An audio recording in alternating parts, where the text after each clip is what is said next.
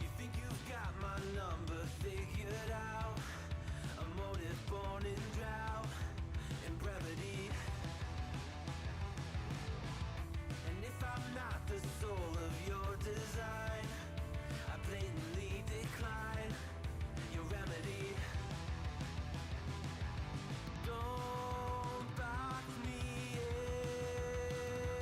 in, don't, or I'll leave. I'd rather be a dreamer, I'd rather be free, I'd rather be a leader, I'd rather be a queen, I'd rather be a singer in a trashy cover band.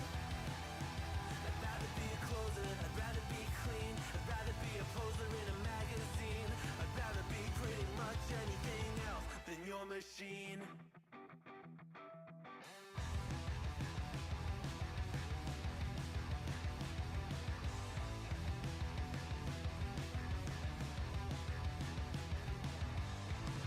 Wasn't always just a single shade, a palette full of gray in reverie. And I can burn it brighter than the sun. I have a golden gun inside of me. Don't box me in, don't, or I'll leave. I'd rather be a dreamer, I'd rather be free, I'd rather be a leader, I'd rather be a queen, I'd rather be a singer in a trashy cover band.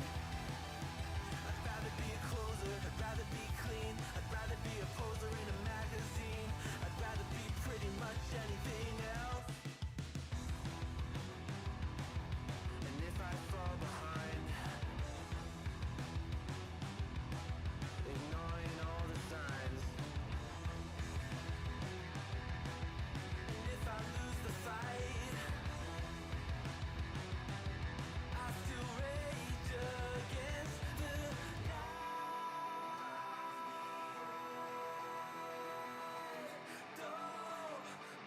I'd rather be a dreamer, I'd rather be free, I'd rather be a leader, I'd rather be a queen, I'd rather be a singer in a trashy cover band.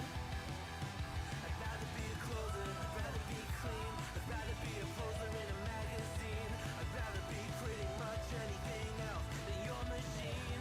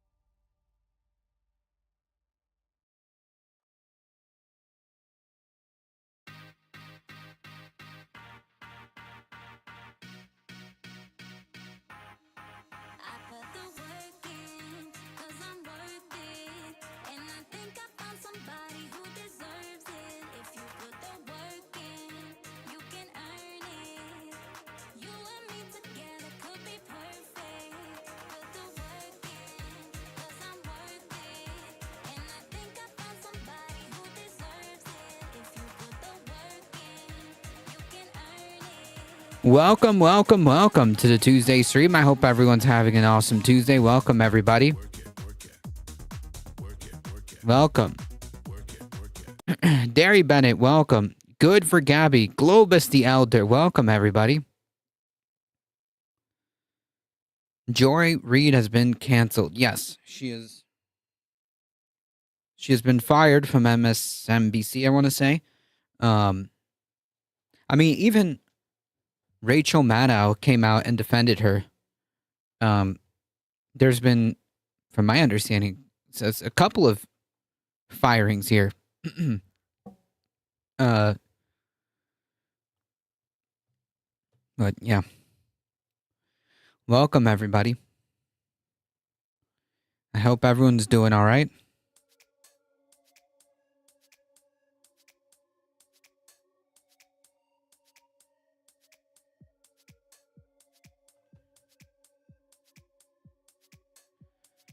My head's kind of hurting, so today we're gonna take it nice and easy, folks.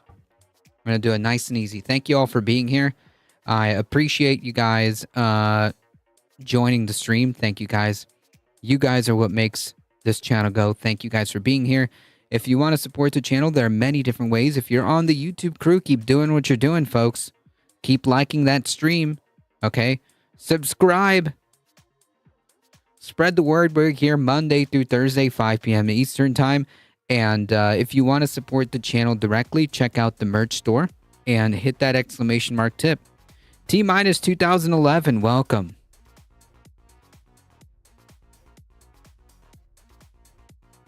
Welcome, welcome. Also, join the Discord, folks. Join the Discord.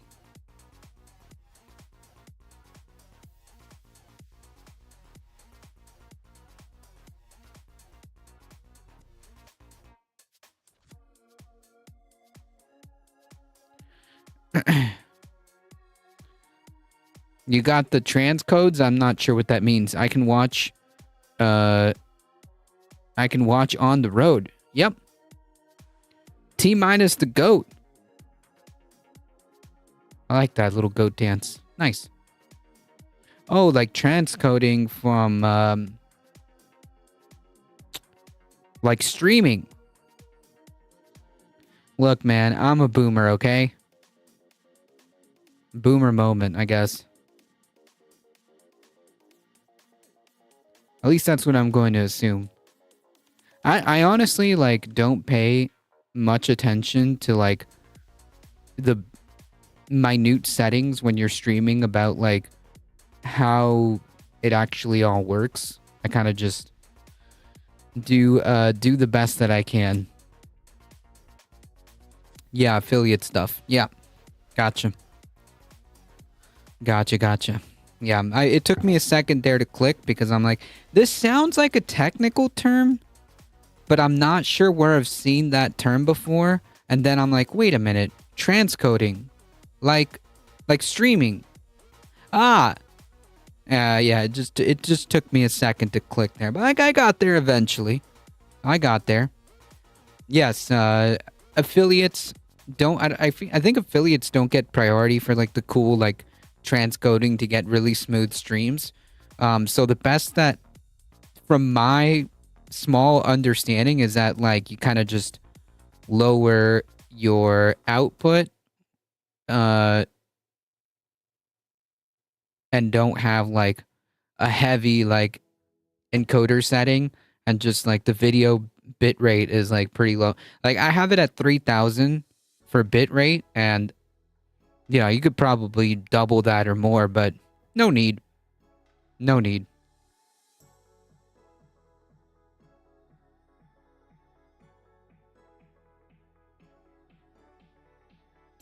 These little goats are so cute.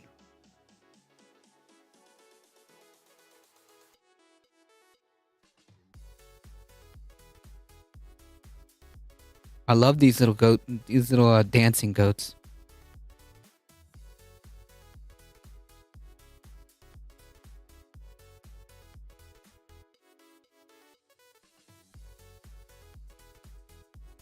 Before we get started, folks, if you haven't done so, please go show some love to Globus the Elder. Thank you. Thank you for hanging out in the chat. I appreciate it. Let's get started, folks. Let's see how much we can get through. Okay? Because, yeah. Let's do it. Display. Here we are.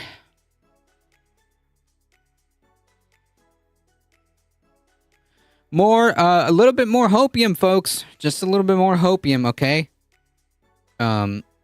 You know, for all the bad stuff that's happening, I think that where we can, we're going to highlight the areas of resistance and people just kind of saying enough is enough. Okay? It's getting to the point where even Republicans are kind of waking up. Some Republicans are kind of waking up and demanding answers. Okay? We've seen these town halls, these clips from these town halls, famously the one in Georgia. There's been a few others, but it keeps happening, folks. Okay, when you start talking about going after people's Social Security, when going after people's Medicaid, okay, a lot of red states depend on Medicaid.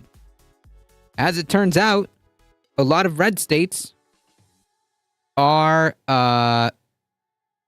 not a lot of red states are poor. Okay, let's be honest. Let's keep it 100.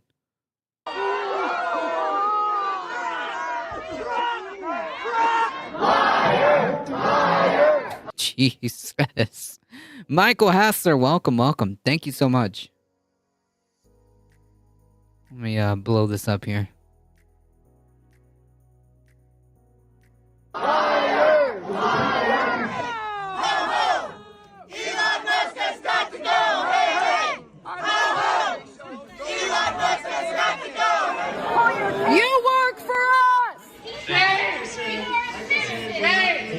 Shame.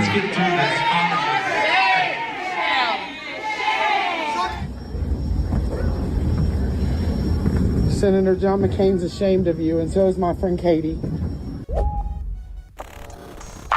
I mean, like, I know this is kind of like a little nitpicky, but, you know, these people don't feel shame. But nonetheless, I mean, yeah.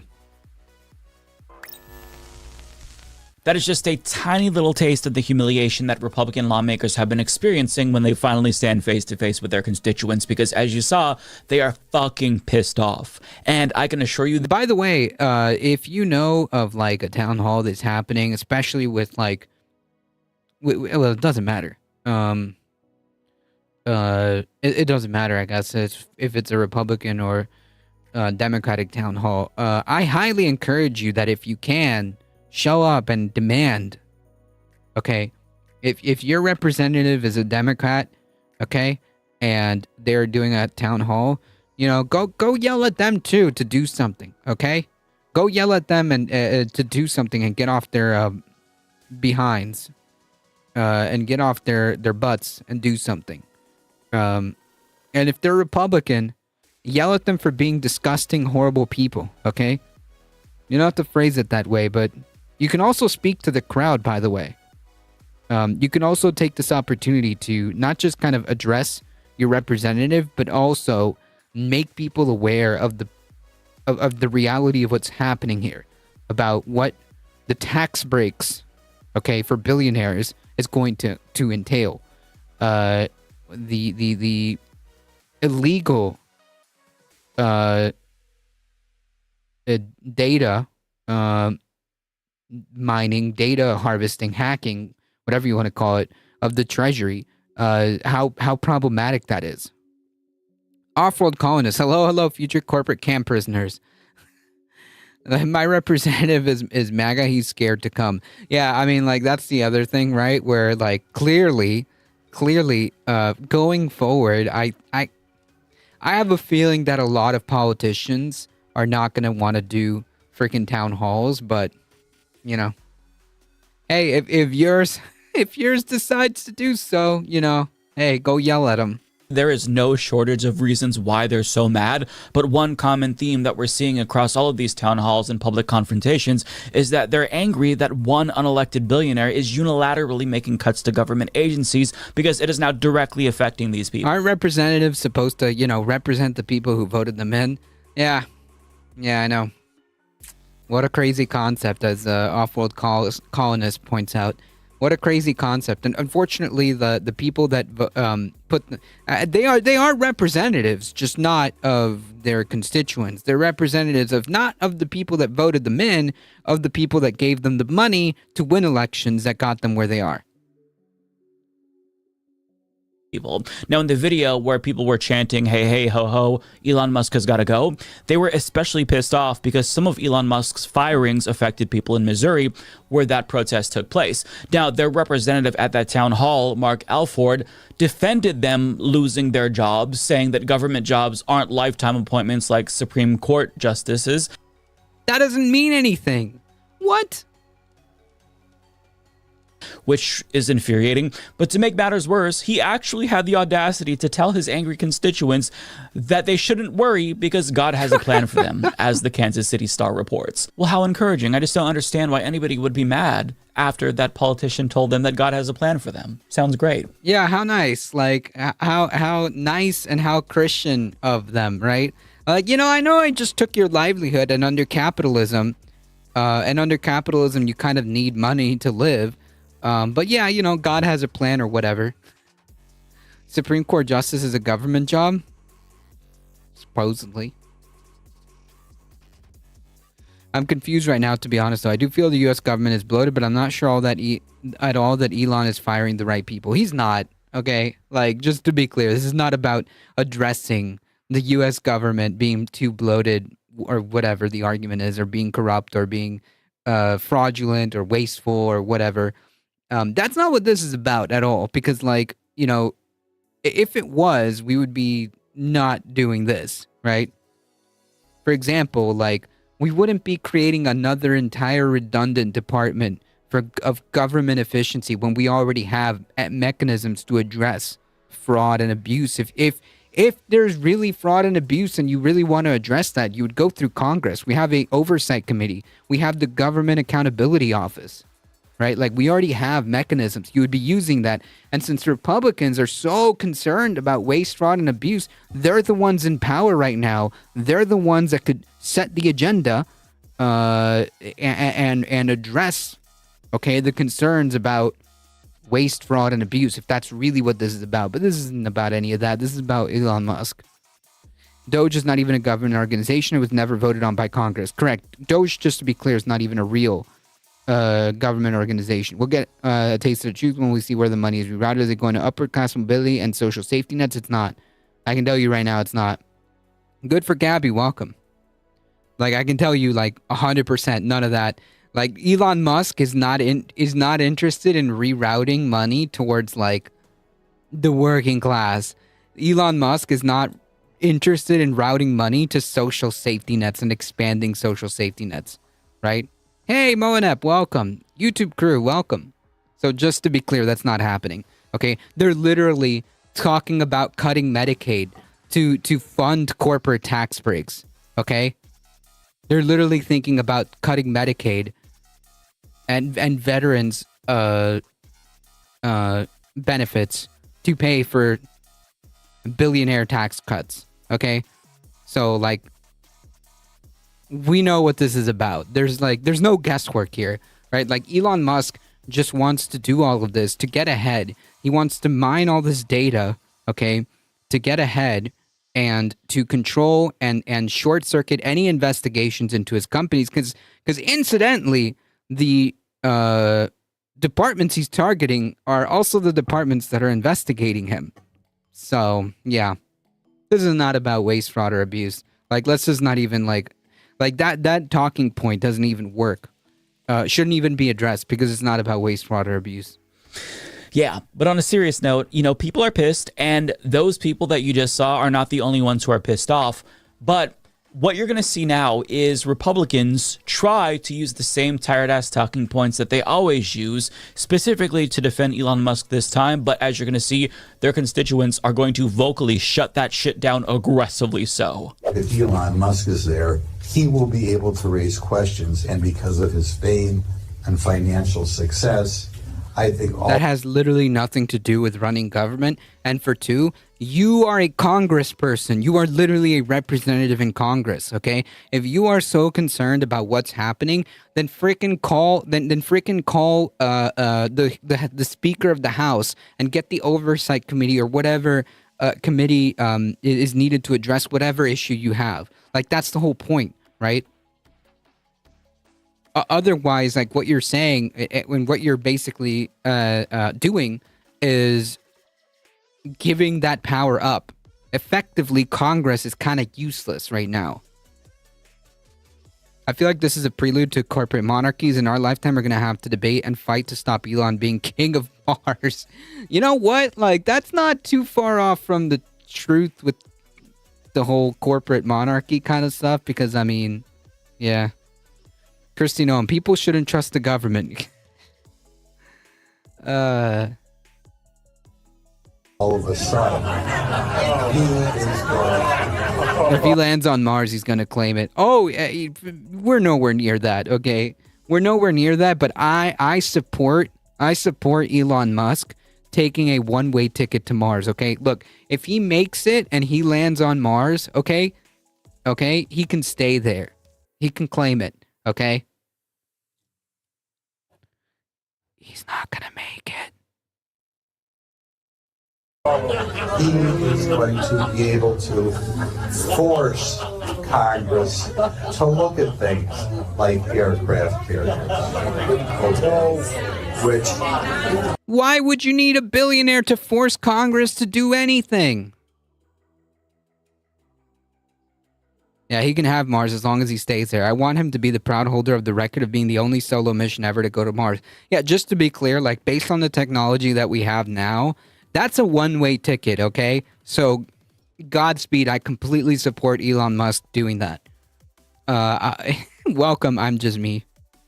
Based on the technology that we have nowadays, like, it's a one-way ticket, okay? And I 100% support Elon Musk leading that expedition, okay?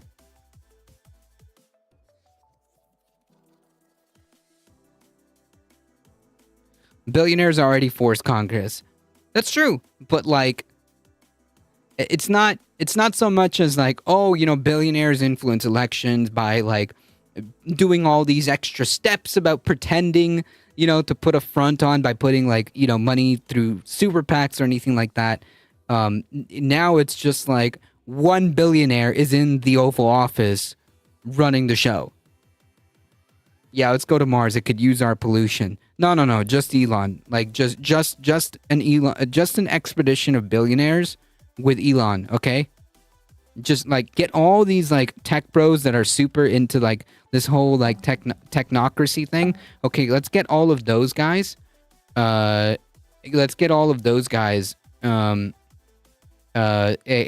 send them on a one-way ticket to Mars. I just came in and the first thing I hear is I fully support Elon. Wait, no. I fully wait for the end of it. I fully support Elon Musk taking that one-way ticket to Mars. Okay, that's what. Look, go on YouTube and rewind this stream. Okay. So Live, welcome. Apparently a bunch of Doge staffers quit. Yes, we'll talk about that. Mars might take too long. Maybe they all need to look at the Titanic. Yeah, I think so. Maybe do another OceanGate expedition, because like that's maybe we need another OceanGate expedition, since whatever, I don't know, whichever billionaire wants to have the hubris that the other billionaire had, okay, and lead that expedition with some dubious submersible technology. I endorse that completely as well. You know, it's like a Twilight Zone episode. Elon is from Mars. He's going to take folks to Mars. They have a book. They have this book called To Feed Mankind.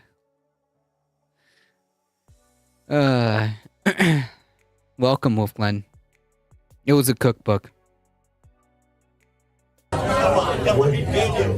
Otherwise, okay? The end result of the fraud and abuse that has been discovered already? Yeah, so just to be clear, like, there has not been any fraud or abuse discovered. Everything that they claim to be receipts, okay? By the way, we'll talk about this. That's why people are angry. Just to be clear, the people are like yelling at this guy because it's bullshit, man, and they know it, okay? It's bullshit and they know it. Like, look, I mean, like, seriously. Seriously. Maxwell Frost was almost thrown out of an oversight committee meeting, for calling Trump the grifter in chief. Jesus. Talk about like snowflakes, right? Like, literally, like, wasn't there just a member of Congress not that long ago literally just like launching slurs, okay, in the middle of Congress? And like that person is okay, but like Maxwell Frost calling Trump the grifter in chief gets you nearly booted off Congress? That's freaking insane. Okay? Like this is like 1984 type shit, right? Like you can literally like launch slurs, okay? As long as they're against the right people, right? As long as you can launch slurs, as long as you launch slurs at like trans people or I guess any other undesirables. I haven't seen any other member of Congress try other types of slurs. But hey, you know, I guess it's okay to launch slurs against trans people. But the moment you call Trump the grifter in chief, you get almost launched out of Congress. Okay, just another deep sea submarine that's homemade since it's well within the capabilities at the moment. No need to head to Mars. Well, yeah, I mean, I endorse that. It doesn't matter to me. Trump said hundreds of billions in fraud. He also said we're sending checks to people that don't exist. Right. Also, like, nonsense. You cannot find fraud in Medicaid unless you get a medical coder to audit records and medical records for part of it. Right. Which, are they even doing that? No, of course not. Like, are they even actually employing the proper people to find the fraud that they're supposedly complaining about? No, of course not. Of course not. Like, yeah, you're absolutely right. You would imagine you want the appropriate people, right, looking at this kind of stuff. If you're actually interested, like, for example, like if you're in the Treasury and you think like some shenanigans are happening, you would bring in like forensic auditors, like forensic accountants, to kind of like take a look at the books, right? So yeah, I mean, it's just nonsense. It's nonsense. It's nonsense. It's based on a BS premise, because it's all BS.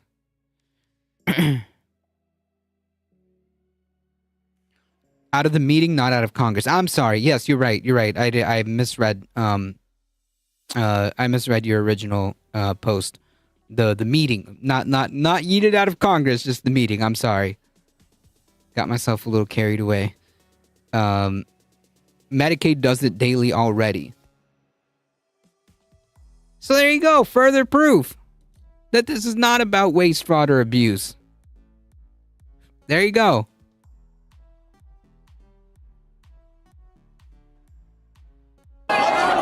Things are happening at warp speed, illegal things that are having consequences right now. And we need you. Yeah. Elon Musk is ignoring a bunch of financial stuff. He is in the Treasury. He is trying to get access to our tax returns. Are you going to... Yeah, it's still messed up, though, right? Like I was saying, like, you could say slurs in the middle of Congress, right? And no one like does anything about it. They're like, oh, I'm pretending to be a boomer. I don't know what those words mean. We'll have to look into it. Meanwhile, like, whatever. Trump is such a baby, and all his little like fascist cohorts that are protecting him, babies, snowflakes. Okay, snowflakes.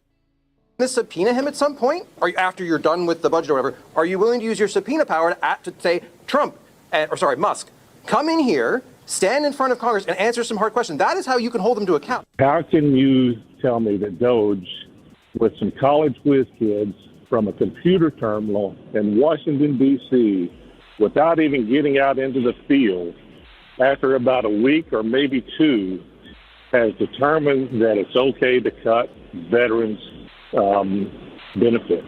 I think a couple things. Let me give you an example. Did you know that the VA... Nope. Stop it right there. Like, did you know that the VA was in charge of payments for illegals for housing? No. That doesn't happen, okay? The VA is literally socialized healthcare for veterans, okay? We knew for months to years that Project 2025 was going to dismantle the government depending on where you got your news. Yeah, I mean, like, the Project 2025 stuff was well projected. That plan was out there for a while.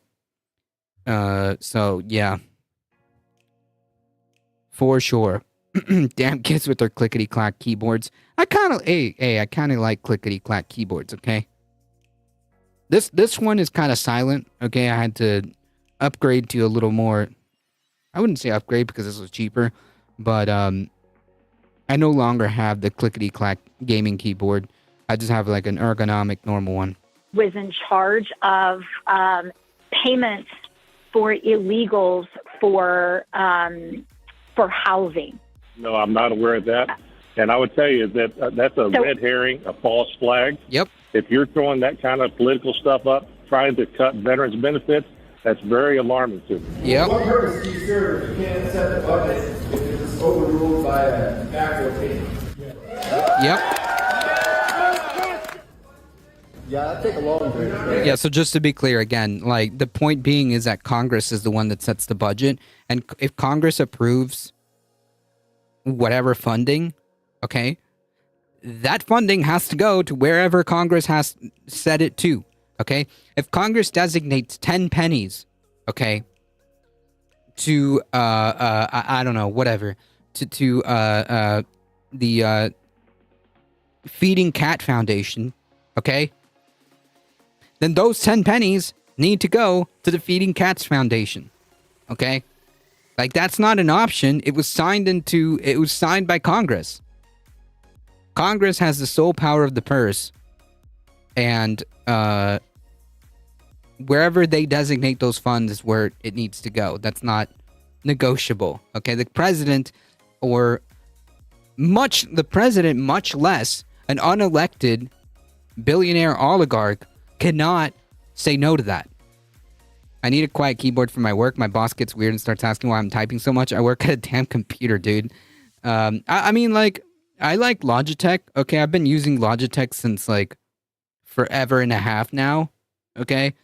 And Logitech has always been good to me. And I got, like, their, I think it's called Wave or something like that. I can't remember what the brand is. This Wave Keys. Wave Keys, and it's nice. It's quiet, and it's ergonomic. It's got a little cushion. Good to go. Oh my God! How embarrassing! The question was, would I be supporting President Trump's efforts to reduce spending? Is that what No. Nope. That's not what he said at all. Okay. Your Congress, dude. You are the one that sets spending. If the president has a problem with how you set the spending, then he needs to bring that up with Congress and do it in the next budget bill or whatever. Actually used a typewriter for years. Oh my goodness. I can't even like remember the last time I actually used a typewriter. I think I was like very, very young. Very, very young. I didn't have a computer, and I think I had to do some kind of like schoolwork and assignment where it had to be typed, of course, and I didn't really have a computer. I didn't really have access to a computer. But what I did have was an old typewriter. So, Yeah.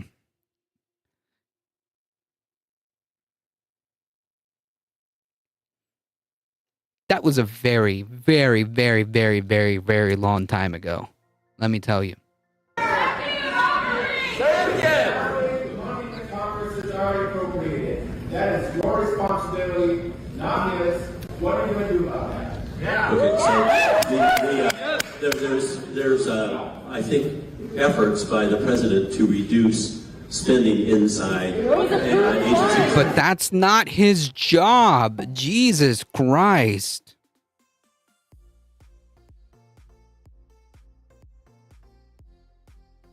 The president's job is not to find waste in the government.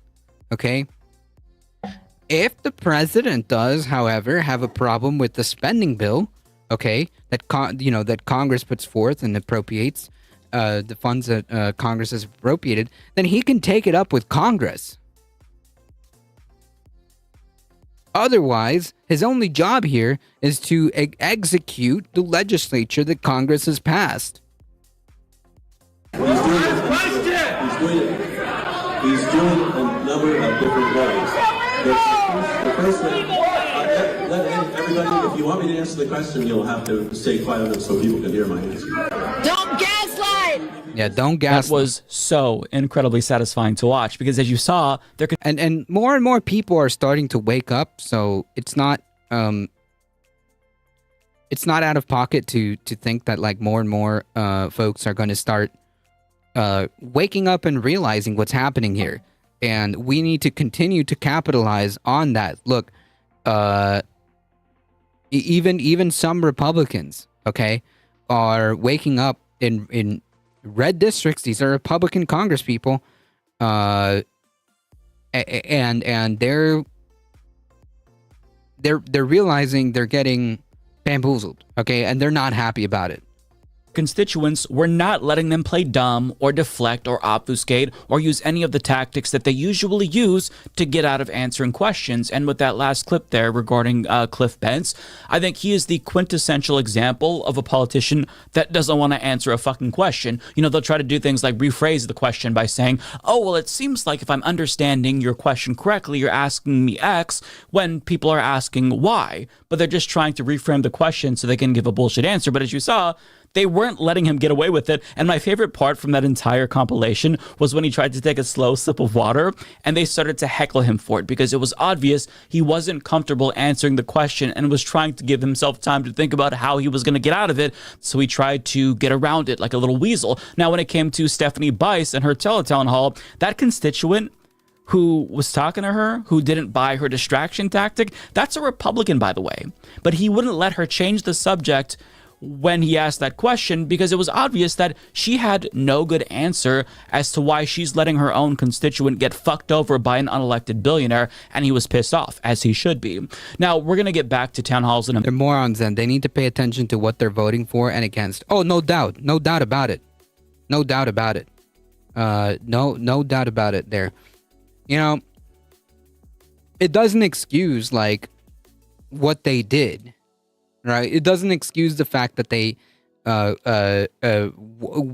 broadly invited this, okay, inflicted this upon the country. I didn't vote for this crap. I didn't want it, but I still have to freaking deal with the consequences of these people. But the point being is that they're realizing what's happening, and this is going to create a break in that hold of this cult. Hopefully, maybe. I don't know. You know, it's sad that it takes pain for these people to wake up and realize what's going on here. But it sucks that we have to pay the price too, even though we didn't want to buy the ticket. But here we are. A moment, but first I just want to show you how Trump himself is reacting to all of this, because people have been making so much noise that the press asked him a question about these town halls and all the frustration with Doge, and here's his bullshit response. Right now we're in the middle of a constitutional crisis. We are. Donald Trump is trying to shut down our democracy so that his billionaire friends can steal from us. But you have a role to play here. You have a voice. You can support people like me that are on the front lines. Is that Chris Murphy? Yeah. He's been doing some pretty good work as far as senators go. Congress in red districts are facing pushback from voters in town halls. We know that Americans voted for you on the immigration and the economy, but these voters say they're angry and frustrated by these firings. They don't like the work of Elon Musk and these other actions. What do you say to them? Let me just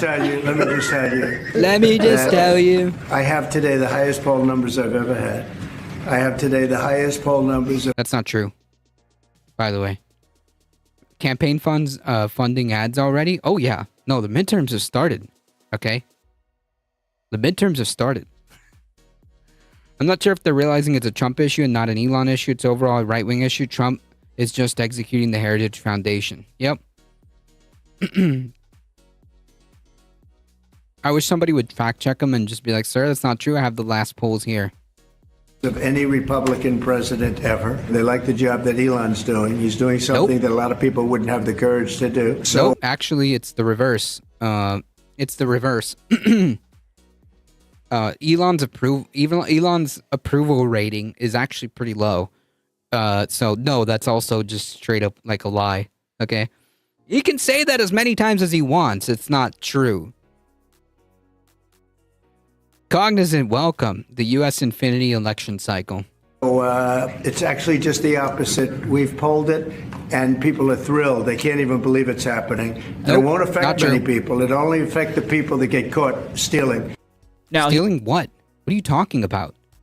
He's obviously lying, and unlike the constituents at these town halls, the reporters chose to let him get away with those lies when they should have just cut him off or shut him down, shout at him, say, you're not answering the question, sir. Interrupt him. Don't let him spew his bullshit uninterrupted. Actually try to get him to be honest, or at least give a straight answer. But I mean, sooner or later, Trump is going to have to face the fact that his approval rating is starting to tank, in part because of Elon Musk. Elon Musk is bringing it down, and Harry Enten explains how bad it really is. The people are mad. They are angry. They are rising up. Take a look here. Top worst things that Trump has done. This is among the folks who oppose Trump actions in office so far. You might have thought going into the election or afterwards it'd be immigration policy, but that comes in at just 10%.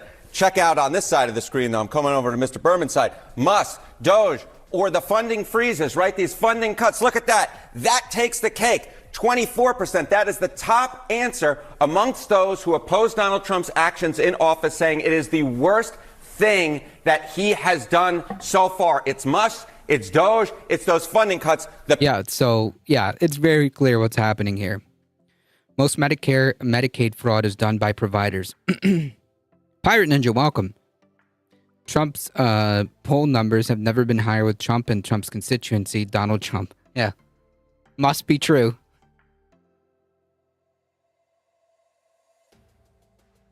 People are mad, and if last night is an example, that town hall, they ain't going to take it anymore.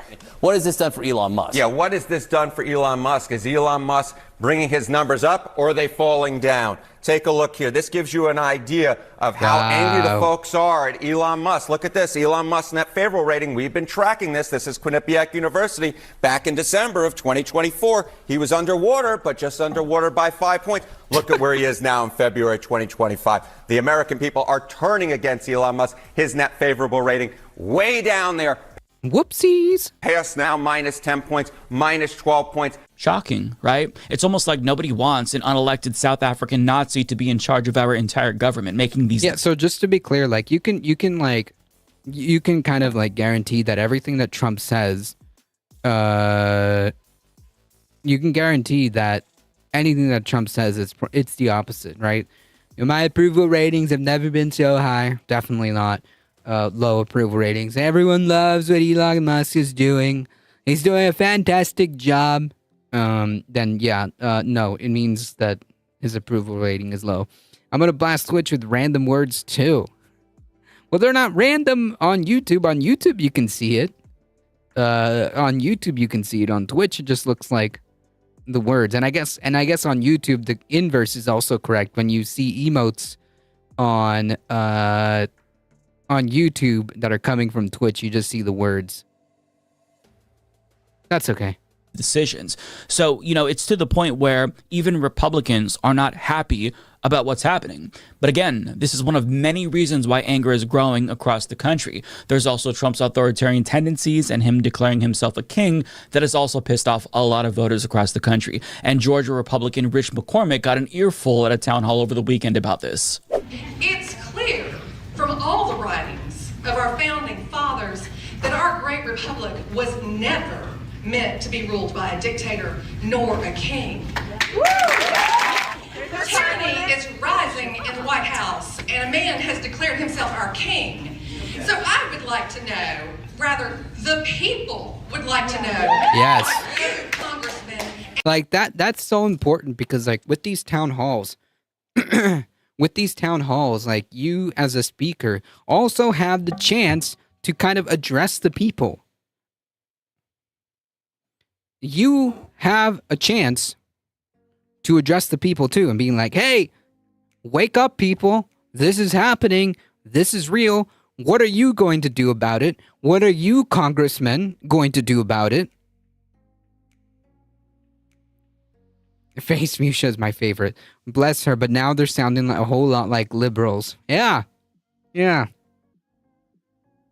And your fellow congressmen are going to do to rein in the megalomaniac in the White House.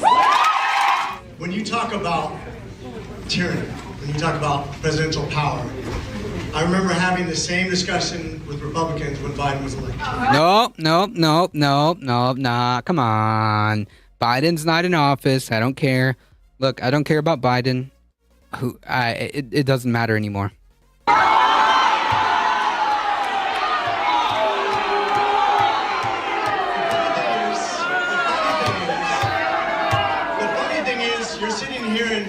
A lot of you would probably say those January 6s who are yelling just as loud as you.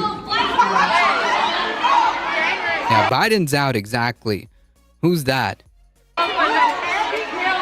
I don't know him. Look at the way he tries to weasel out of answering that question, as if January 6th, an actual insurrection, is comparable to angry constituents at town halls trying to get their representative to answer one fucking question.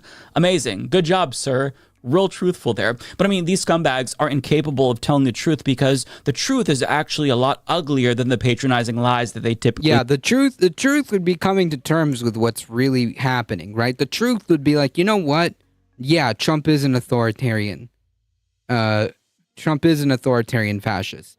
You know what? The truth is that there's a unelected Nazi billionaire running around the treasury doing God knows what with our data. But they can't say that. He almost said, you're sitting here complaining. Trump is doing everything that Biden did. It sucks that Trump looks and sounds so much better than Biden did in the press. It doesn't matter. Trump is a fascist. And yeah, Biden was horrible and Biden looked like a corpse. But still, I expect people to have some critical thinking and go farther beyond, oh, look, Trump can kind of speak better sometimes, ? Whatever. It's just so absurd. Complaining about Trump doing king shit isn't the same as January 6th. Right. Exactly. And the amount of gaslighting that guy tried to do by saying that is unreal. Tell their constituents. The truth, like other Republicans here that we've seen, is that Rich McCormick isn't going to do jack fucking shit to hold Trump accountable because he's scared of Donald Trump. As Vanity Fair reports, Republicans are scared shitless of violent retaliation from Trump supporters if they choose to disobey him publicly. So this is why they create false equivalences or try to reframe the question or take long pauses to drink water so they can come up with some better excuse. But in actuality, the truth is that they're cowards who aren't going to do shit to hold Trump accountable. They're going to let him run roughshod over our government, let Elon Musk pillage the government, loot the treasury, and they're not going to do anything because they're cowards. But these Republicans aren't just cowards because they won't stand up to Musk or Donald Trump. They also are cowards because they won't even look their constituents in the eye and tell them why they're supporting legislation that would directly fuck them over. For example, one woman asked Rich McCormick why he co-sponsored the SAVE Act, which is legislation that could disenfranchise 69 million married women who took on the last names of their husbands. And as you're going to see, he chose to just play dumb. But yeah. Also, if you go to these town halls, like, make sure like you're incredibly prepared about like the 1 or 2 questions you might be able to ask. Like, make sure that you come with like receipts that you are prepared to be like, as soon as they start like trying to weasel their way out,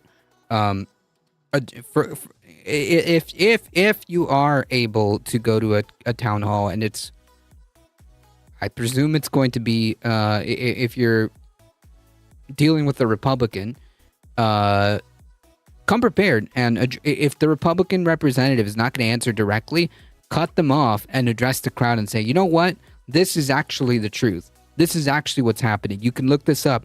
This is the receipts. Though, those people got pardoned, so even if it's the same, it's okay. Thankfully, none of them were having it. I want you to look me in the eye and tell me why you are trying to take away my right to vote. Take away 69 million people's right to vote. I disagree. Every single news outlet, Fox, CNN, every news outlet that is reporting on this are saying that it is going to make it incredibly difficult for any woman who has a married last name to vote. It is a voter. And don't let anybody gaslight you. Don't let anybody tell you otherwise. Okay, that's what that bill says. Okay, it's designed. Okay, because they can't outright just say women can't vote. They can't just do that. Okay, but what they are going to try to do, or what they're trying to do, is make it incredibly difficult. By adding these little things, like saying like, oh well, you know, too bad if your current name, if your current name doesn't match the exact same one as your birth certificate, sorry, even if you're married, and if you go make friends with the Mad MAGA. Suppression law that you. Hey, listen, anyone that wants to get away from that cult. Okay? Anyone that wants to get away from the MAGA cult, provide an off-ramp. Okay? Provide an off-ramp. And I want to know why you're scared for me to vote.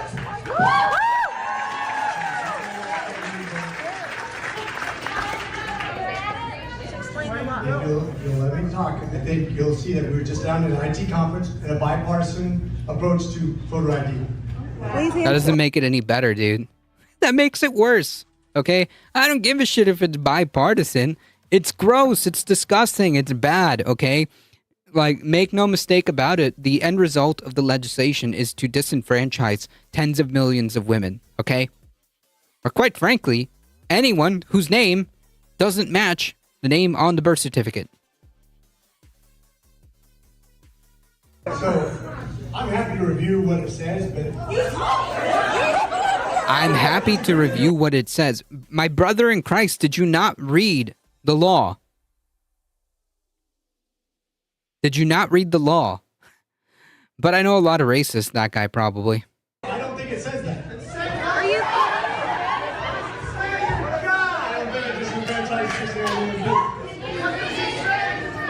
That is classic, like, bullshit. The bill doesn't say, and upon Congress's, upon the, signing this bill into law, it will disenfranchise 69 million women. Okay? That's not what that bill says. However, it does say that if they don't follow these extra hoops that are designed to make it more difficult, okay, for women to vote, it effectively disenfranchises them. Okay, so like, don't play stupid. She's not stupid. The people in the crowd are not stupid, and we need more of this. Yeah, he co-sponsored the bill, and he doesn't know what it says. You can yell all you want, or we can have a discussion, and you can come in. We can actually go. Yeah, there's nothing to discuss here. You're just a freak. You're just a fascist freak. Guys, here's the deal. I came here to have a discussion. Talking at us. I think a lot of you didn't come here in good faith to have a discussion. Yeah, and see, like the lady who was like filming, you could kind of catch what she said. Like, no, you're talking at us, scumbag. Look at how indignant he's getting. It's unbelievable. Accusing his own constituents of acting in bad faith because they refused to gobble up the bullshit that he was spewing. The audacity of this motherfucker. I mean, this is why people hate politicians, because they don't just not care about their constituents. That would be bad in and of itself, but because they actually have contempt for their constituents, as evidenced by his demeanor there. They think that their constituents are stupid enough to believe whatever bullshit they spew. That might work in mainstream media when you're talking to a robot or a talking head or a pundit, but when you face real people in the real world, you'll see that they grow impatient very quickly. Yeah, pacemaker. Yeah, I mean, like, not just anecdotal. It's pretty common among like the conservative kind of line. That's pretty common. Like, you know, that's why you have like freaks like Tucker Carlson try to wear like flannel, right? You know, and hang out in like a wooden studio or whatever, the everyman. There's a reason. It's not, you know, I know it's anecdotal, but it's pretty common, I would say. That sounds about white. These guys' rubber stamp bills are told to. I wouldn't be surprised if you didn't read it. The Heritage Foundation is notorious for slipping them talking points before walking on the floor of Congress. Yeah, just another billionaire's everyman. If you don't give them a direct fucking answer. But again, it goes back to these tactics that we see again and again from politicians. You know, if they're too afraid to answer the question, they'll play dumb, or they're going to deflect or obfuscate. And I've got another example of this from Oklahoma, where constituents asked Republican Kevin Hern the most straightforward question ever. But of course, as you're going to see, he couldn't give a predetermined answer in his NPC dialogue tree because it didn't exist. So he basically glitched out in response to the questions. Personally, do you support Ukraine or Russia? Well, here's this is pretty straightforward, right? Like, because you know what the whole point is, right? Like, do you support like an autocrat or not, right? It's kind of the gist of what's happening when you go through that line of questioning. It's not even so much as like Ukraine and Russia. It's really, I think, more about like, do you support an autocrat or not? And where are the young people at these meetings? Working, off-world colonists. Hate, how's it going? Welcome, welcome, welcome. This is why everyone hates politicians. Yep. If the GIMP scene in Pulp Fiction happened in Tucker's wooden set and the cop was wearing flannel, it would have totally worked out perfectly.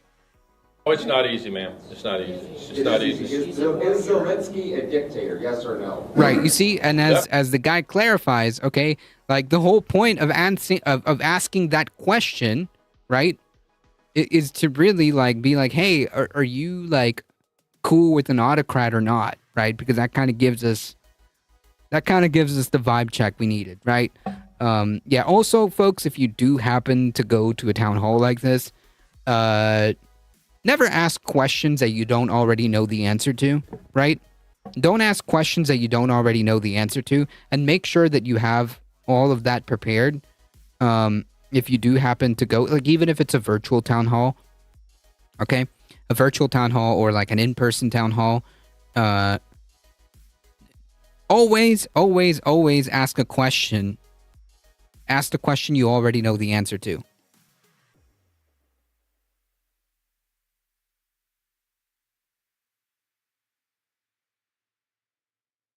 That part I have a problem with that statement, yes. Okay. Like, for example, if you were to ask a Republican, you would ask them, hey, how exactly are you planning to pay for the massive corporate tax cuts that will benefit corporations and wealthy people? How do you plan to pay for that? Okay? How do you plan to budget for that? Okay? Because if they give you any other answer than cutting important programs like Social Security or Medicaid, because we know that's what they want to do, they've said so themselves, then you immediately pull up the receipts.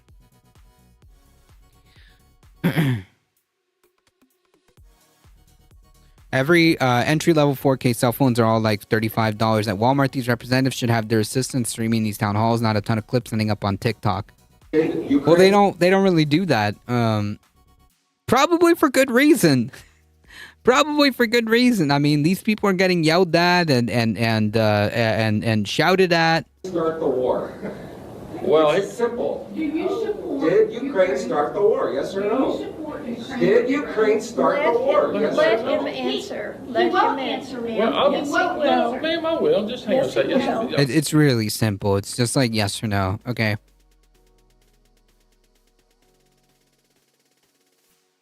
If we're so worried about the deficit and budgets, then they wouldn't be doing tax cuts for the wealthy, right? Like if you were actually like concerned about the nation's finances, right? You would be raising taxes for the rich, right? Like point blank, the only like fiscally responsible answer, okay? The only fiscally responsible answer would be raising taxes on the rich, okay? When we have someone, a single person that has hundreds of billions of dollars, okay? Like, that is absurd. That is obscene that these people have a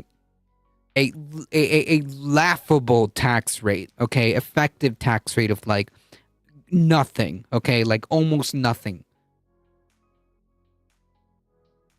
He knows the answer. He knows the answer. That's the problem. Yep. Billionaires and impulse control disorder. Welcome, Carpet Packs. That's when they start going off about MMT. Imagine a Republican doing that. I don't know. I don't even know if they can articulate what MMT actually is. Why didn't Biden raise taxes for the rich? Good question. He should have. Or he should have at least proposed and fought. He should have at least proposed and fought for taxing for higher taxes on the rich. I've argued MMT with college-age conservative chuds, and it was insane. Oof. Because Biden has controlled opposition. Because they are his handlers. It almost became violent.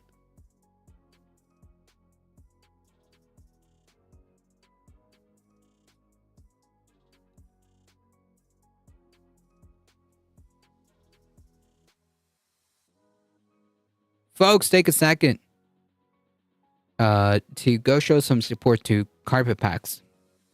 Because Dems are feckless. Thank you for the follow. Yeah, they can't admit the government can spend as much as it wants on what it wants and chooses to let people die for nothing. Right, like this is all, like when they talk about the budget, the deficit or whatever, it's a political football. It's what it is, okay? It's a political football.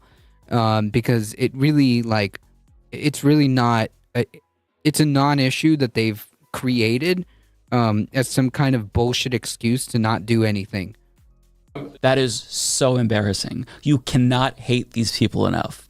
But as infuriating as it is to see them refuse to answer simple fucking questions, I've got to say the bar is so low that I almost have to I thought Biden did. He wanted to raise taxes on households making over $400K, and he slightly raised the CBT, but not to pre-Trump levels. No, I mean like get all like FDR, like 90% upper, like 90% progressive tax rate. Like, I mean like aggressive, like meaningfully trying to kind of like get that ceiling and smoosh it.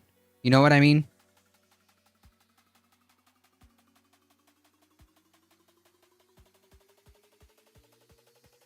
T- gifting a tier 1 sub. Thank you so much. I appreciate it. And thank you for the follow. Thank you so much. I don't want my tax dollars going to help those people. It's just supremacism talking. 100%. 100%. Yeah, we need 50s level tax rates to reinvigorate public spending. Yeah, I mean like aggressive tax, like taxing. Not just like, oh, we'll kind of like raise it to like kind of like just pre-Trump levels, Obama levels. We'll raise it like here and there. It's not going to be 23%. It's going to be 25%. Okay, no, I'm talking about like, look, if you are $100 billionaire, okay, then your taxes are going to be a lot more. Like we're talking like 90%, 99%, or graduate, right? Like after 1 billion, okay, it's like 90%. And if you somehow manage to get more than that, then it'll be like 99%, okay? Like there's like literally it just needs to be to the point that is so aggressive that like billionaires don't exist. Does that make sense? T-minus with a tier 1 sub. Thank you so much. Look at that. Thank you. Yeah, T-minus the GOAT. Gradualism won't save us now. No, not anymore. It's people like Kevin Hern, their credit. Now it's like all or nothing. Really, the next couple of years really will be what it what will make or break it. Obama made the Bush tax cuts permanent. Yep. My fear about this tax shell companies that work in finance in the Caribbean banking system has been booming since Biden. During the campaign, the rich were moving billions into Panama. Yeah, I mean, like, there's like a conversation to be had, about like it's not just like tax. I mean, we do what we can here, but like it is a problem, and it is a conversation that needs to be had about like these like international tax havens where all these like rich fucks would just like basically hide their money. I mean, like I don't know. It would require an international coalition, right? Like, let's say, like, I don't know, like, man, you know, just indulge me for a second, okay? I know that it's not, the likelihood of it happening is very low, but like, just indulge me for a second. In this hypothetical, let's say like a really progressive president wins, okay? Like, they would need to rally, okay? They would need to restore the relationships between our allies and create like sort of like an international agreement, not plan, treaty, okay, like an international agreement or treaty, something to that effect, like to kind of address what you're talking about, off-world colonists.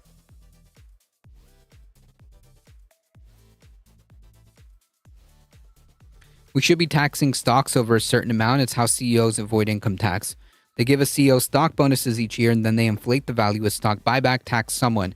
Yeah, I mean, like, it's just like we just can't continue that like this. All right, like having this obscene level of wealth inequality.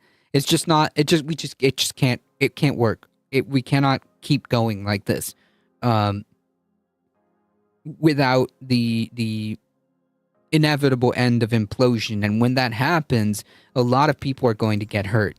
That's really like the problem, right? Like when the balloon goes up, okay, you know, this ain't the freaking movies.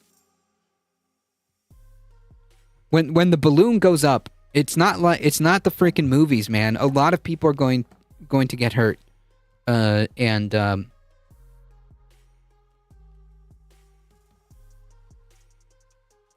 I would rather try every single avenue possible before that happens.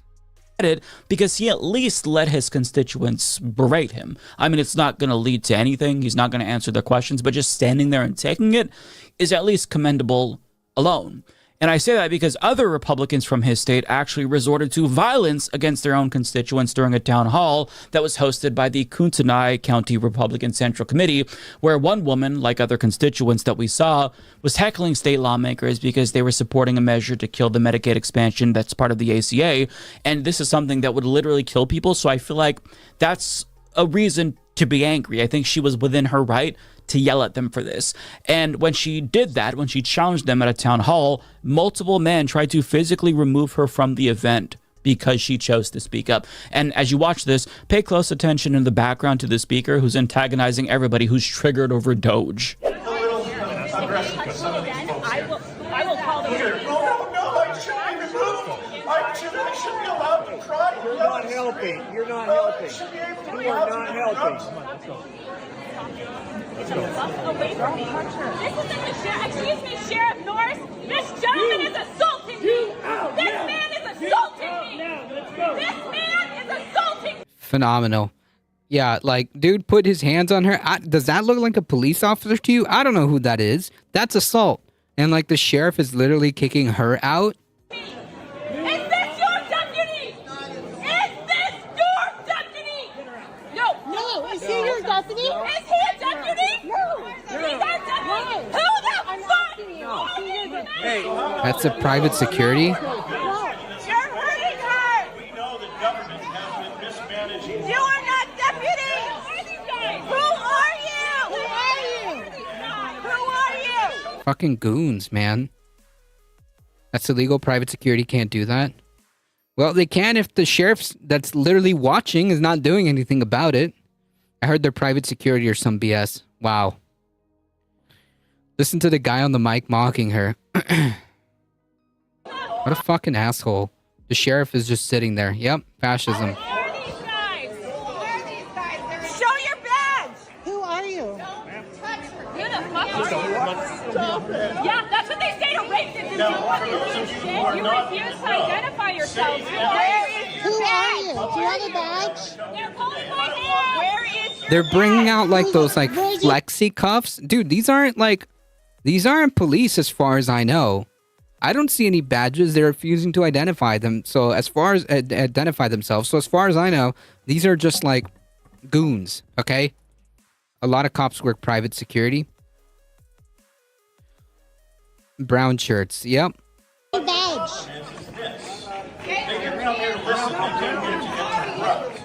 So the sheriff just stood by while individuals who presumably were not his deputies chose to physically remove this woman. Why? Because she was yelling at them, I guess. I mean, listen, if they actually vote to kill the Medicaid expansion, that would literally kill people in their state. So they were lucky that that's all she was doing, because their victims would have been within their right to storm the stage and boot them out of the event, because what they're doing is killing people. Yeah, exactly. Police and private security don't have police powers while working private jobs. Correct. But I mean, this is their mentality. They want to be able to fuck you over, and they expect you to take it lying down. But as you can see, people are more pissed off than ever, and they're not just taking it anymore. And that anger is going to keep growing because they're not just depriving us of essential things that we need to survive, like healthcare, but we can't even have the most basic things that make life easier that all other developed countries have, things like high-speed rail. Now, a Republican from California got a very rude awakening when he showed up to an event with a reality TV show star that turned into our transportation secretary for some reason, Sean Duffy, because they were not happy when he decided to shit on high-speed rail. And as you're going to see, he was shocked by that. She's got a crazy lawsuit. She has a lawsuit. I hope so. Good morning. I'm Kevin Kiley. I represent California's 3rd District. California's high-speed rail disaster is the worst public infrastructure failure in U.S. history.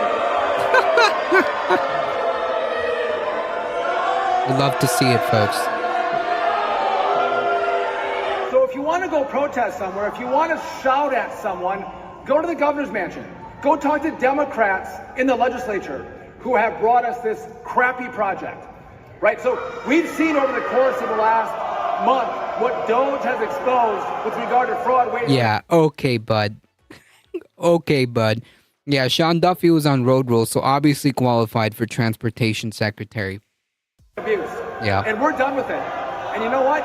You're going to have people who love fraud, who love waste, who love trains to nowhere.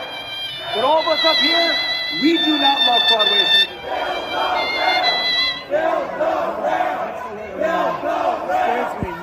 Absolutely not. If you want to go cry and go protest at the Democratic governor. Yeah, whatever, bro. Hilarious about this is that Sean Duffy actually claims with a straight face that he supports high-speed rail. It's just that the Democrats are the reason why it hasn't happened yet, so you should blame them instead of the Republicans.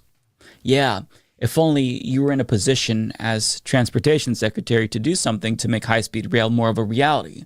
I mean, you were on MTV's Road Rules, so if anybody should care about transportation, it's you, right? But I guess presumably. Presumably. We need high-speed rail, but I'd rather these small projects fail early instead of a national grid maglev train that are falling apart.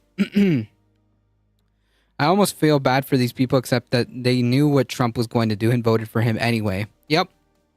The cops have a relationship with the court. Cops are also allowed to be back on the clock if they deem it necessary, i.e., if they see a law broken, for example. Yeah, of course. But I don't think that that's what was happening here. Because if you were to be like, okay, I'm acting as a police officer now. This is who I am. This is my badge. Now I'm acting on the now I'm acting on the capacity as a police officer. Here's who I am. But like, that's not what was happening here. I really hope she sues the shit out of them and wins. It's not. I guess that it's the Democrats' fault that the transportation secretary can't get the ball rolling on high-speed rail. But I mean, you're kind of starting to see a theme emerge here across these town halls. We can't have high-speed rail, can't have healthcare, moving on beyond just town halls, can't have student debt forgiveness, can't have abortion rights. They used to give us crumbs just to keep us satisfied, but we can't even have crumbs anymore. Nothing to satiate ourselves. People are waking up to the fact that these politicians actually expect them to just... No bread, no circus. I agree she was in a public setting. Presumably they get away with literally murder. Yep. I still think they're allowed to have regrets even if they voted for that stupid chump. Oh, yeah, no, it's not... they definitely can have regrets and should be part of the people who toss these people out of power.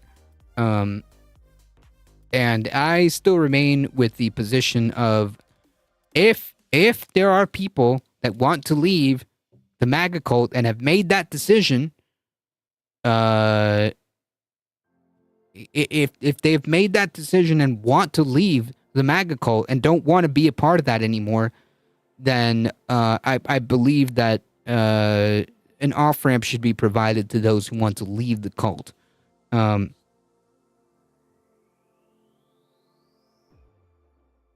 mean, like, at the end of the day, look, this country is going to need a massive deprogramming, okay?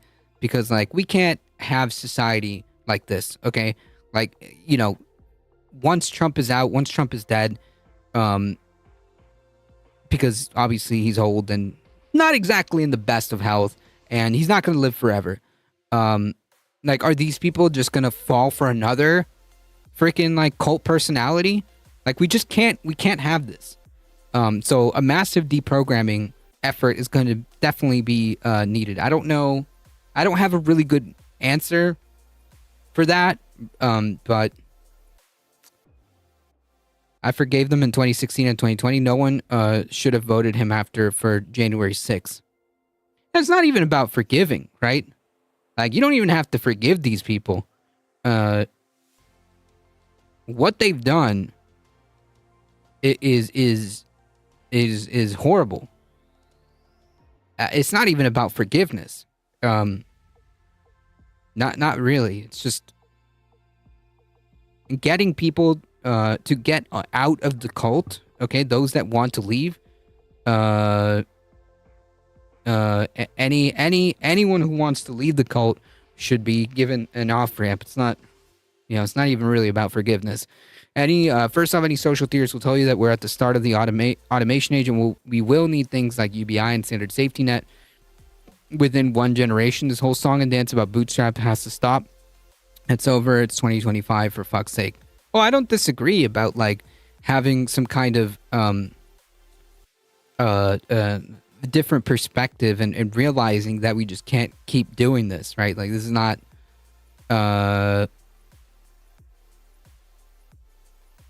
sustainable. Politicians will pull Ron DeSantis and clone Trump as soon as DeSantis acted like himself. His polls drop.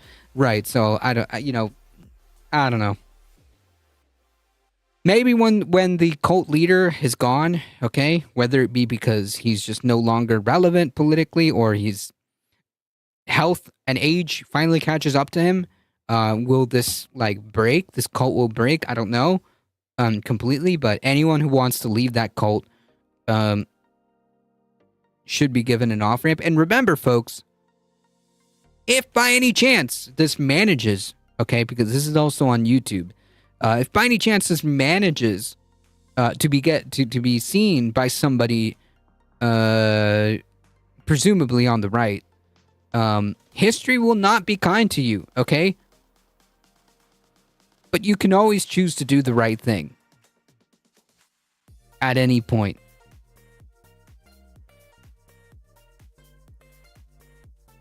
JD Vance will become a mini Trump. He's going to try. I mean, you know, you got to capitalize.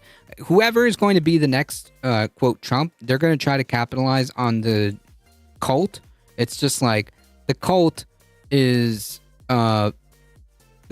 really Trump, right? So when that guy's done, when that guy's gone, I don't know. It will never be the same. Even if the torch gets passed successfully to JD Vance or to whoever, I just don't think it'll ever be the same. And that's a good thing. That's a good thing. Who will be the new Trump in 2028? I'm not sure. It could be JD Vance. It could be JD Vance. And again, you know, it just won't be the same. I think it's really tied to that personality of Trump. And I don't know, you know, if it'll be the same once he's gone.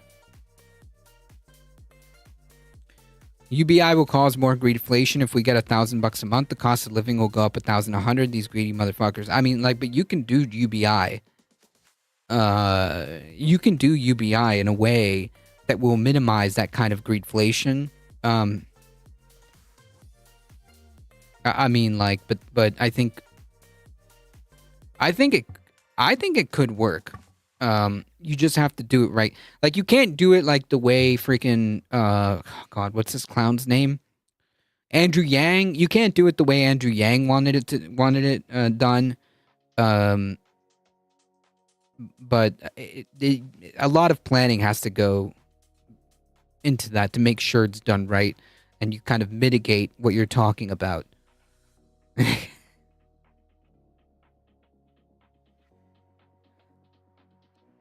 Love that emote.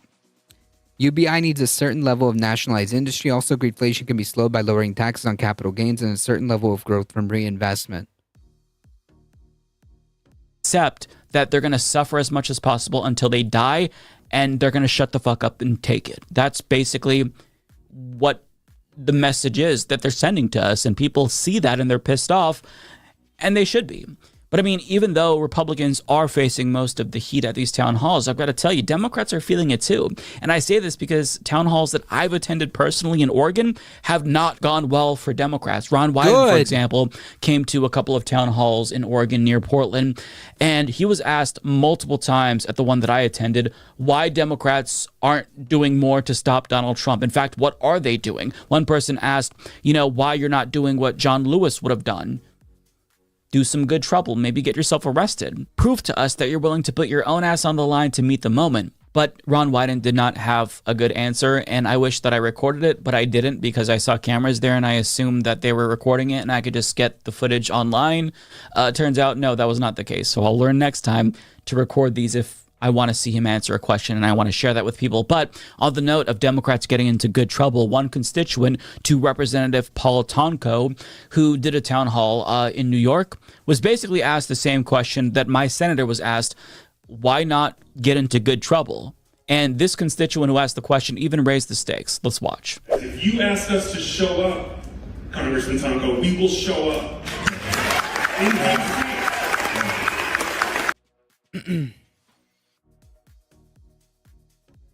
UBI kicks the capitalist can down the road. It's a half measure to postpone decommodification of the essential needs in actual socialism, communism, and anarchism. Basically, if you convince the rich to use their UBI checks as federal bonds, it will slow their tendency towards greedflation. There's no one person intellectually vacuous enough at the same time as having epic charisma blended with the complete absence of morals to replace Trump. We're not educated or organized enough for full-blown communism and total nationalized production right now. UBI is a good baby step. Yeah, I mean, like, I see what Karp is saying, though. Like, I mean, like, we eventually have to reach the level where we can make people understand that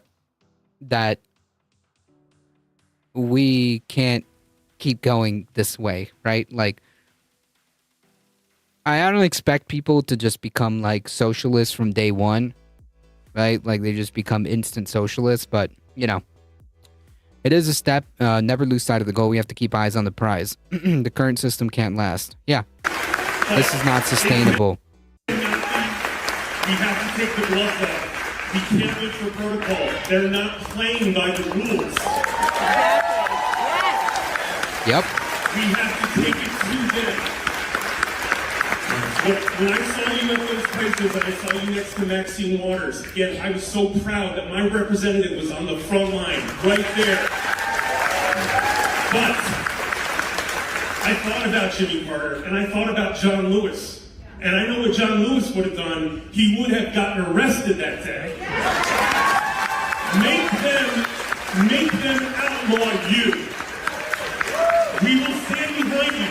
We will be there with you. I will get arrested with you. I will do it. Now, I don't know what the response was because that wasn't shared, but I mean, that's the kind of urgency that people expect in this moment from Democrats. And that's what we're seeing at these town halls. Regular procedural politics just aren't going to suffice at a time when fascists have taken over the country. You know, Democrats have to fight, and they also have to represent an alternative vision. And on that note, the president of the UAW, Shawn Fain, made a comment about Democrats that got thunderous applause. And I want to show that to you because I hope that as many Democrats as possible see this so they take the hint. In this party, they can't decide who the fuck they want to represent.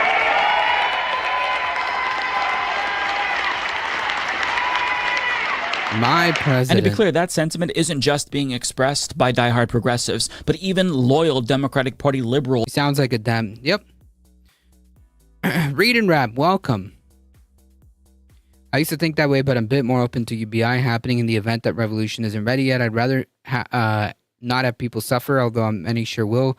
I totally get where you're coming from. Are saying the same exact thing right now. This anger is bubbling up within the Democratic Party by their constituents because they just don't feel like they're doing enough to fight, because they're not. Leadership in particular just isn't up to the task to take on Donald Trump. And outside of one event of a book tour for Hakeem Jeffries specifically, he was met with liberal protesters who were trying to communicate to him that now is not the time to promote your fucking book. Now is the time to fight Donald Trump. So why aren't you doing that? Now, when I talk about Democrats, I don't want to draw false equivalence between them and Republicans because there truly is no comparison. But the point is that no politician is going to be able to just get by doing the bare minimum these days because things are so bad. The times where we let politicians gaslight us are over. So these politicians are going to be miserable for the next couple of years if they expect the shit show to continue while doing nothing to stop it. But guess what?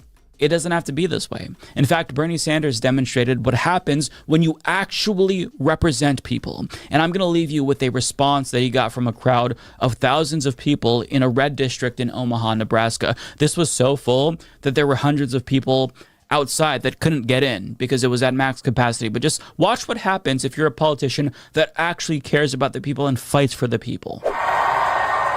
Jeffrey pulled out his horseshoe theory.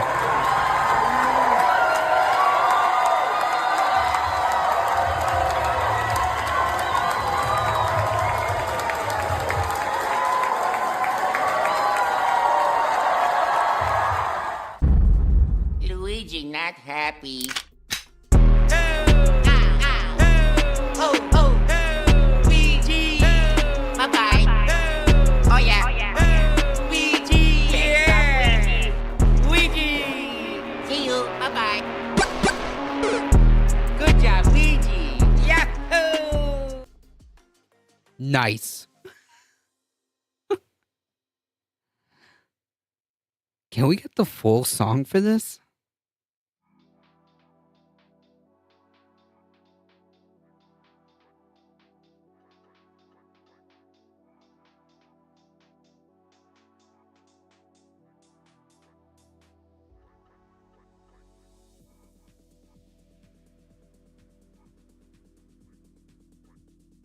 Anyone but Jeffries for speaker.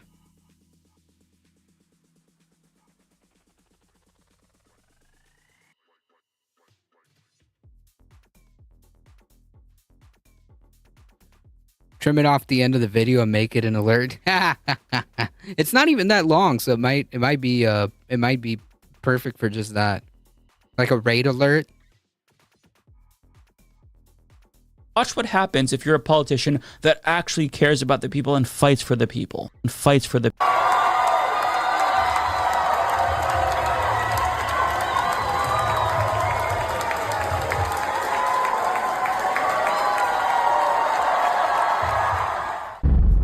Luigi not happy.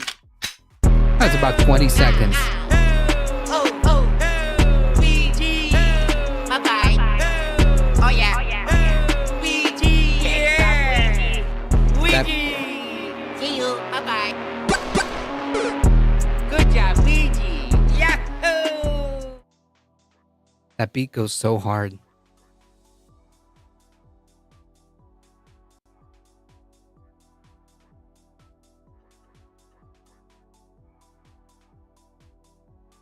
Meanwhile, folks, I've been also very busy forcing everyone to work on the show this weekend. It just occurred to me at one point, I think it was maybe Friday, well, technically Saturday morning at about 2:30. I had taken way too many Sebede gummies and had been drinking. And so I required everyone on the show Samuel to send me emails by 5 p.m. today to justify their jobs. What have you been doing? What have you been doing? I wasn't here the past week. I'd like to know exactly what it is you did. And coincidentally, that's also what happened with our federal government. I mean, honestly, if I had just told you that I did that, I would hope everybody in this audience would react with, man, what a total dick. I think, as opposed to, oh, wow, they're getting efficient over there. I'm ready to start subscribing now. Yeah, exactly. Now I realize that my subscription dollars will be stretched even further. Here is Donald Trump on Saturday tweeting out. Now, look, I don't want to get too deep into the psychology of Donald Trump's relationship with Elon Musk. All you need to know, and this should have been obvious from the beginning, when Musk says anybody in the House or the Senate who goes against what Donald Trump wants is going to get a well-funded primary challenge. Once you realize that Elon Musk was willing to open his coffers to benefit Donald Trump, there is no amount of personality issues that are going to drive these two apart.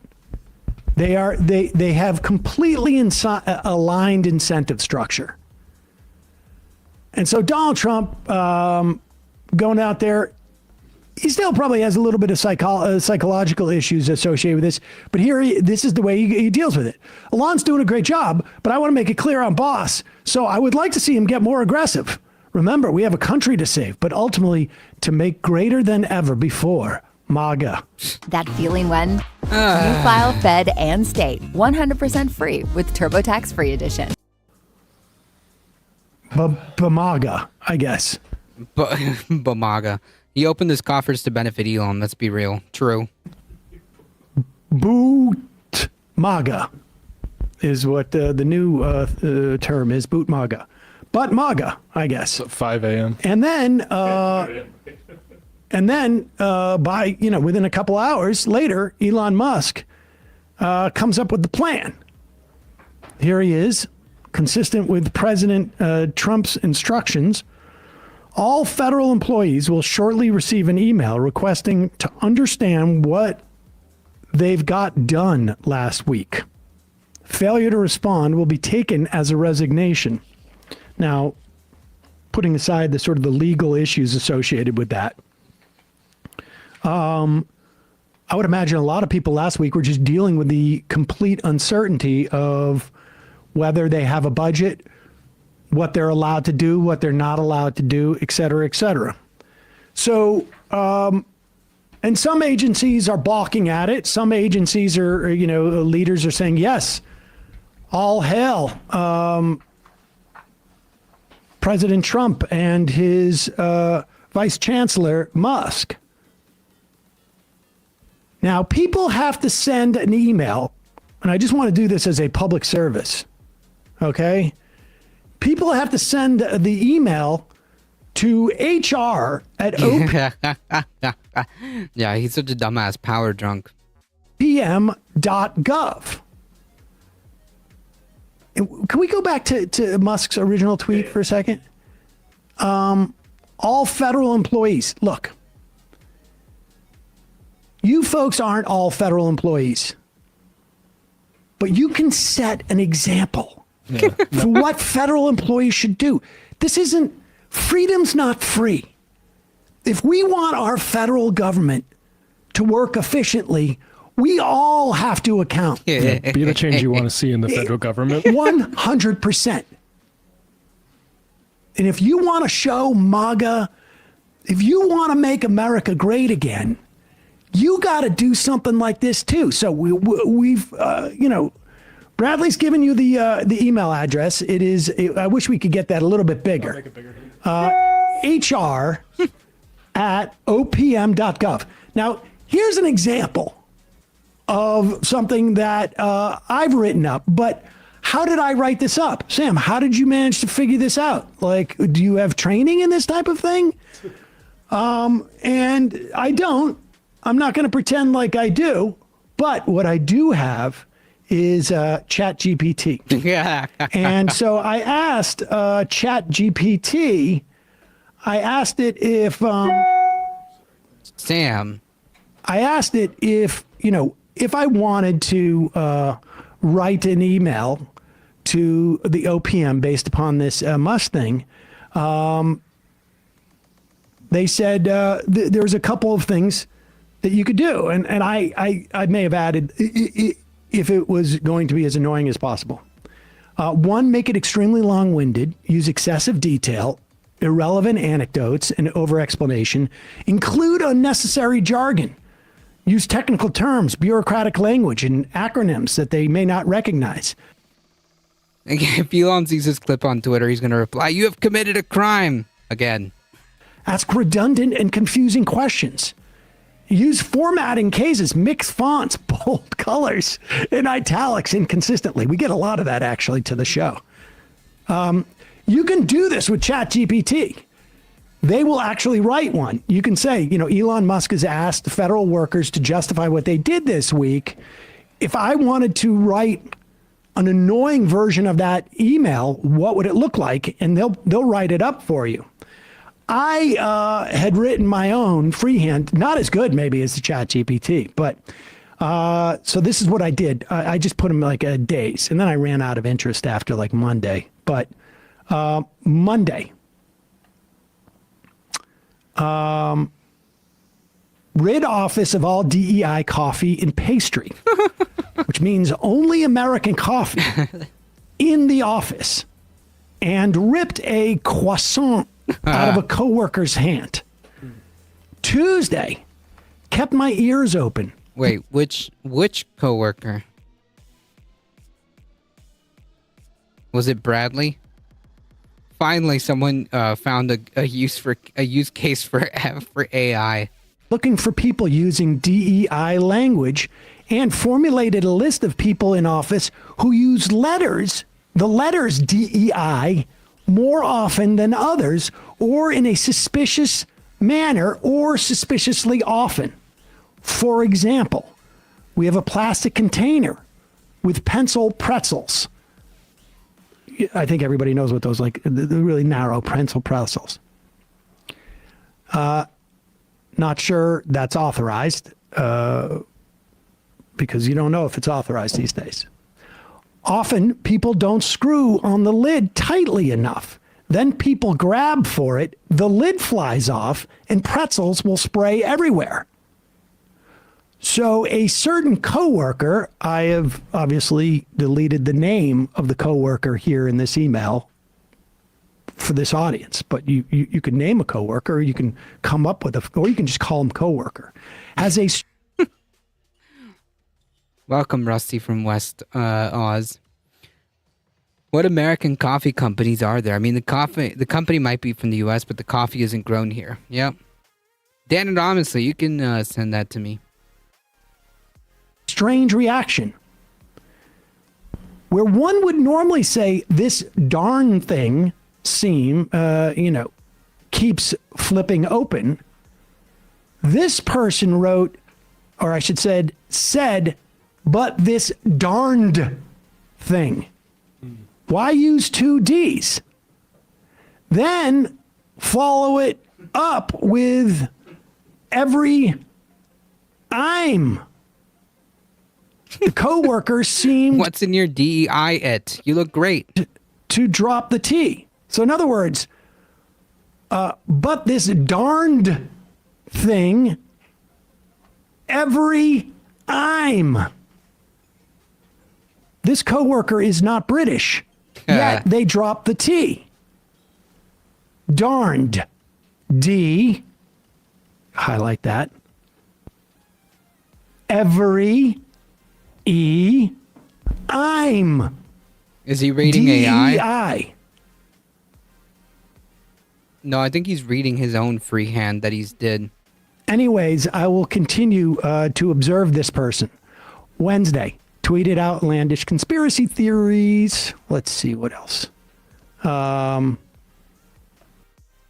Meet the new standard in sleep. This is Pod 4 Ultra. It's not a bed, it's a revolution.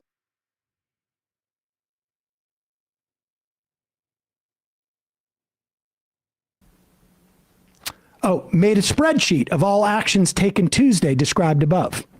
Thursday, changed all screensavers in the office to the word MAGA. And Friday took a personal day. Now, you can write your own email, but the point is, if you want to show solidarity with federal workers or show solidarity with Doge, it works both ways. You should do this.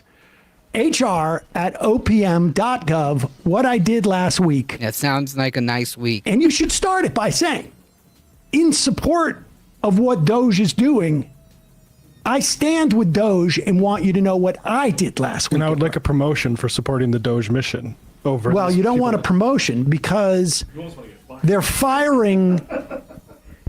People understand this. Promotion isn't like I don't get fired. No. Yeah, all the probationary workers in the federal government. Tesla stock is down 9% and is crashing. Are being fired. That includes people who have worked there for years but just recently got a promotion.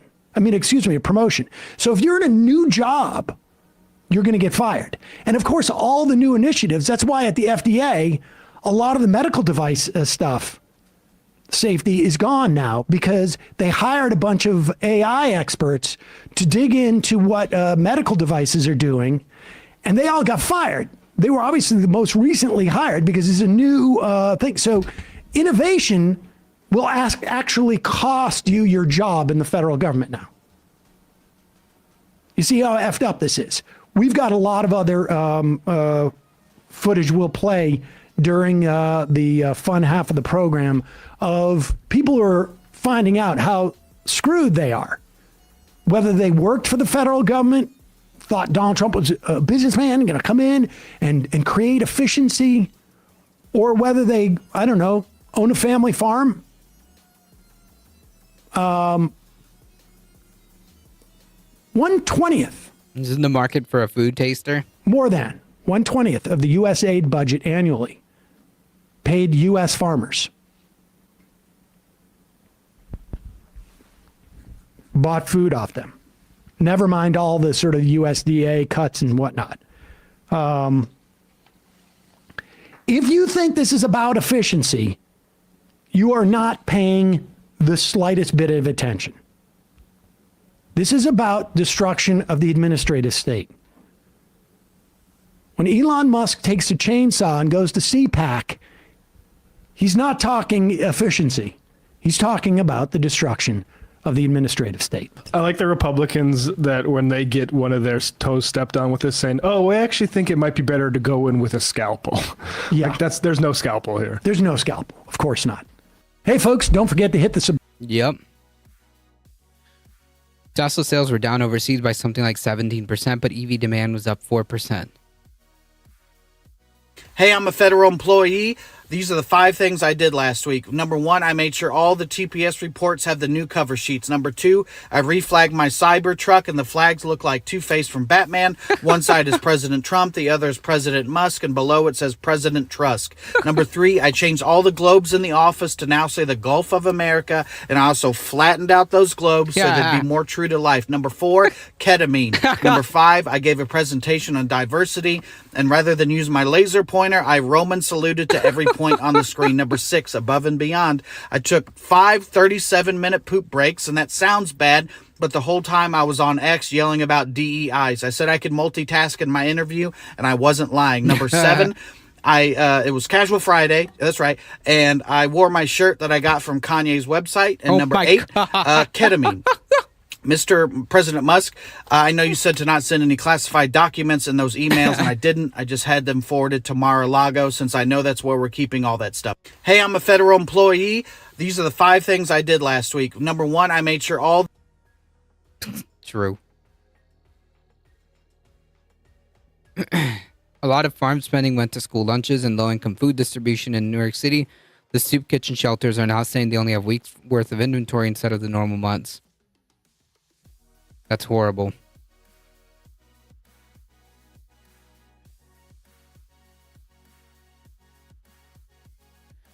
All right, folks, we got to speed run through some of these. So we do have a slight update. Eric Adams' case has been indefinitely adjourned by the judge following the Department of Justice's request. So, his case didn't get completely dropped. It's just like on pause indefinitely. So we'll see if any of this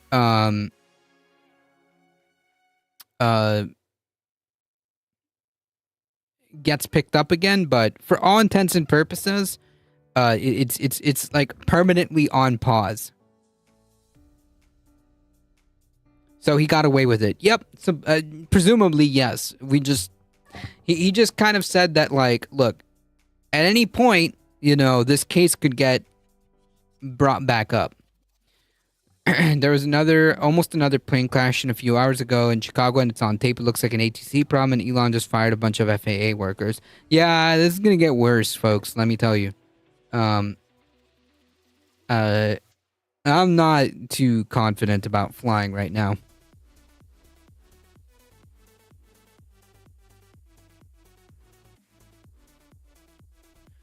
Trump says the tariffs on Canada and Mexico will go forward, so get ready for sky-high prices, folks. That near miss was the fault of the smaller jet. Yikes. If this happens, folks, buckle up because it's going to get really freaking rough. President Trump said on Monday today that sweeping U.S. tariffs on imports from Canada and Mexico, i.e.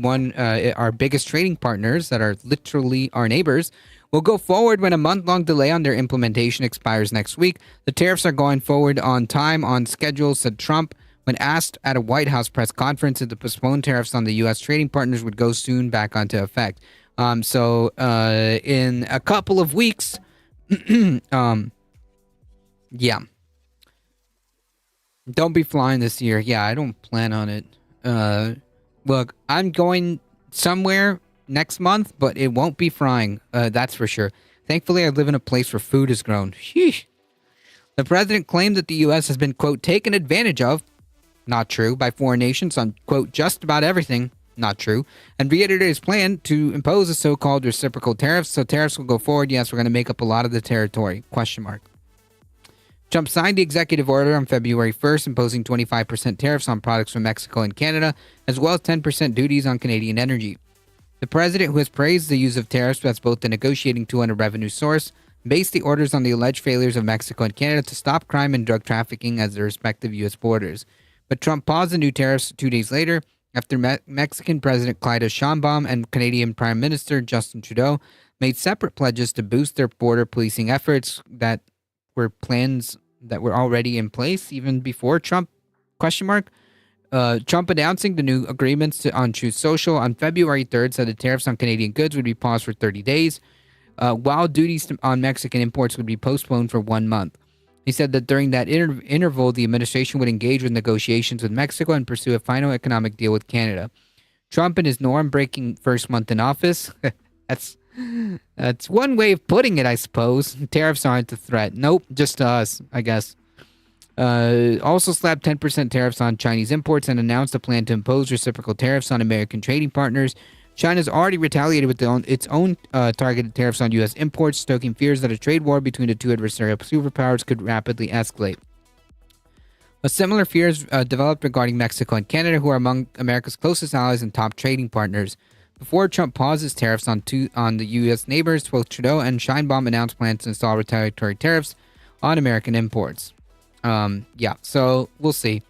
If these tariffs go into effect next week or in a couple weeks, yeah, things are gonna get pretty friggin' bad.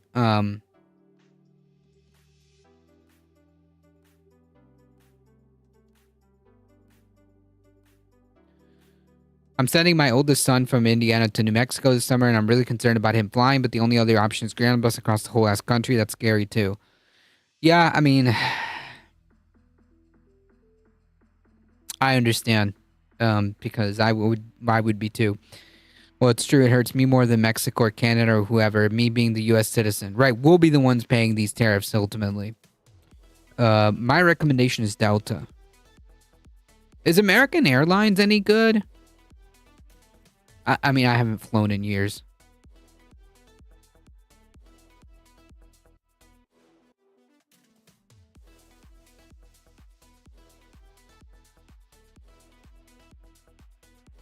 United is the best? I mean, Delta, I hear, is pretty good. Delta is okay, not bad, but it's better than the others.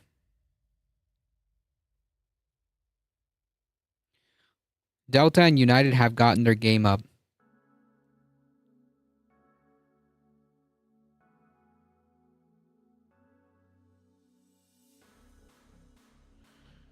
I think they're intentionally speedrunning us into a recession, maybe to push crypto. I don't know. It has to be intentional. Oh, I don't doubt that, Soul Life. I don't doubt that. American Airlines is like the Greyhound of the skies. I would avoid them. Jesus. Okay. Well, good to know. Good to know. That headline is hilarious. It is. It is, because you gotta laugh, okay? You gotta laugh, because if not... Now Trump is selling citizenship. What? How? Just send that to me. We may have to go over that tomorrow. Just send that to me. Nearly 40% of contracts canceled by Musk's Doge are expected to produce no savings. Phenomenal. Aeromexico is one of the best I've ever been on. Too bad they barely have any non-Latin flights.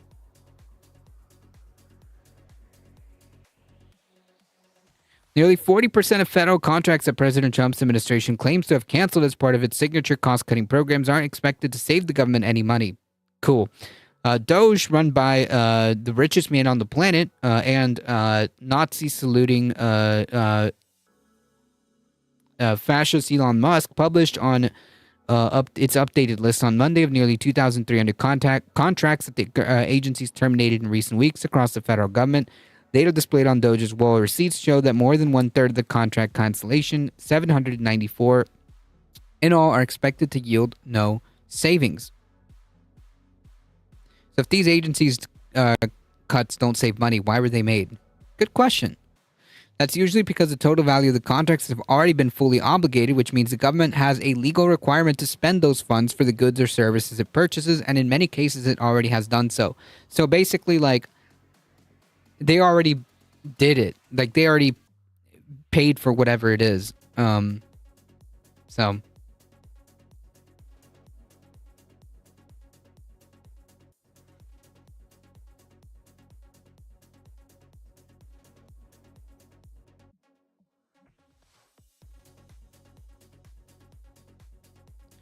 This is actually absurd.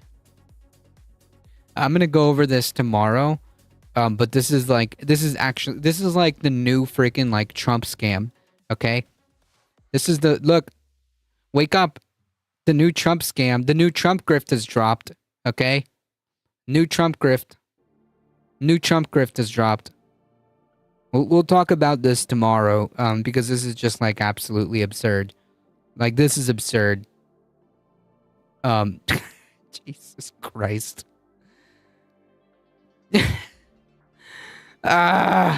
Is this where we are? Yeah, we're selling gold cards. Okay, 5 million per person, and it's like having a green card that you pay for without having to do any of the work to get the green card. Nothing, you just get all the perks plus a route to citizenship for the small price of $5 million.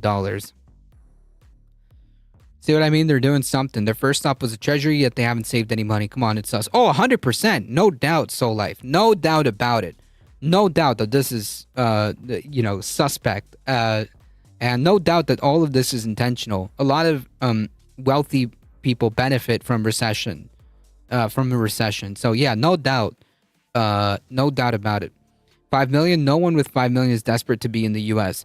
Right, but his claim is that wealthy people are going to be the ones that are going to be buying those gold cards to invest in the country. Supposedly, that's the idea. But it doesn't work that way. But okay. American Express. Don't be a citizen without it. It's like confiscating used ammunition after it's been shot with nothing left in it. It doesn't accomplish any policy objective. And I think we can kind of like leave it there, because that's basically like what we're dealing with here, with regards to what these clowns are doing.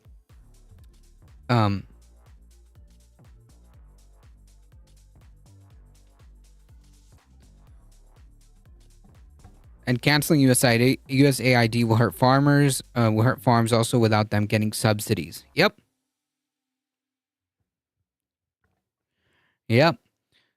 21 Doge staffers resigned, saying they won't help dismantle public services. 21 members of the United States, quote, Doge service, formerly the U.S. Digital Service, has resigned, citing Doge's ongoing work dramatically reshaping the federal government.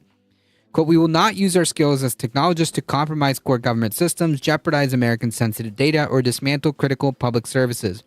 I mean, it's already been happening, but okay. The tax havens aren't in Europe anymore. They're in South Dakota and Delaware. We will not lend our expertise to carry out or legitimize Doge's actions. An anonymous staffer's letter, write in a letter obtained by NPR and first reported by the AP. The staffers who resigned appear to have started with USDS before the Trump administration. Whoa. As civil servants, we remain committed. Okay, so like these aren't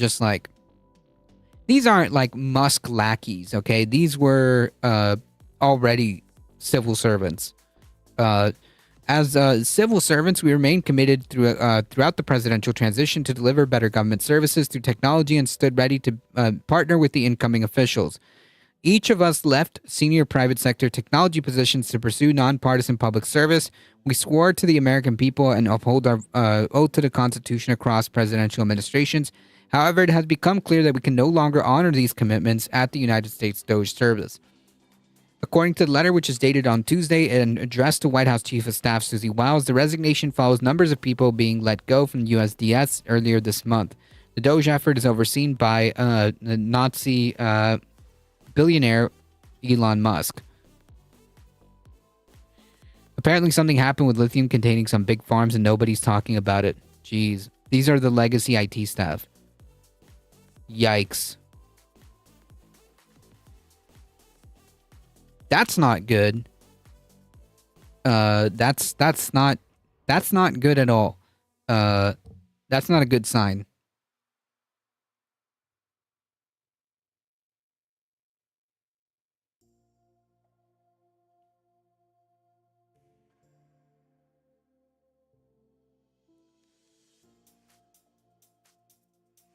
That's not a good sign at all.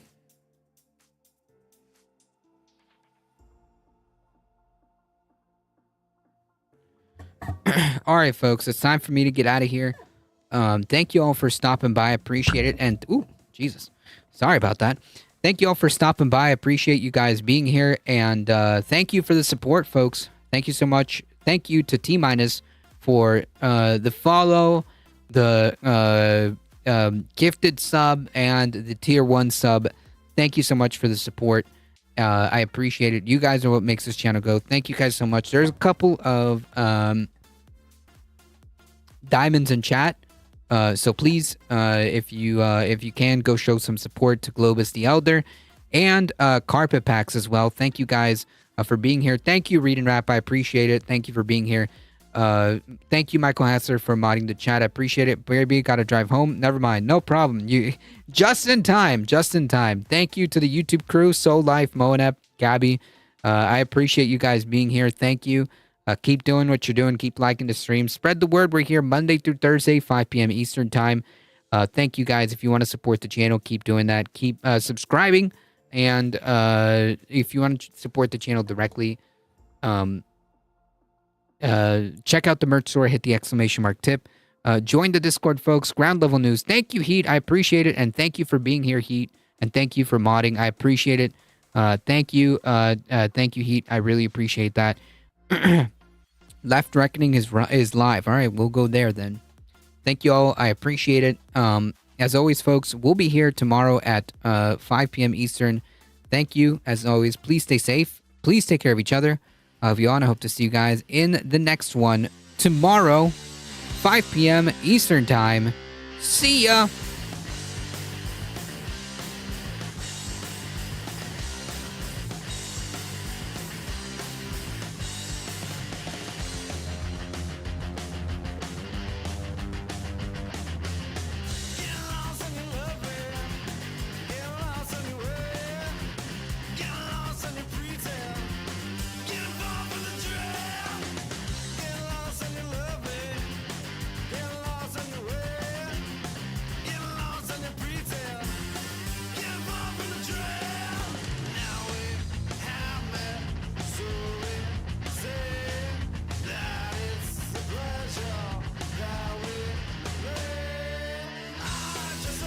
Hang tight.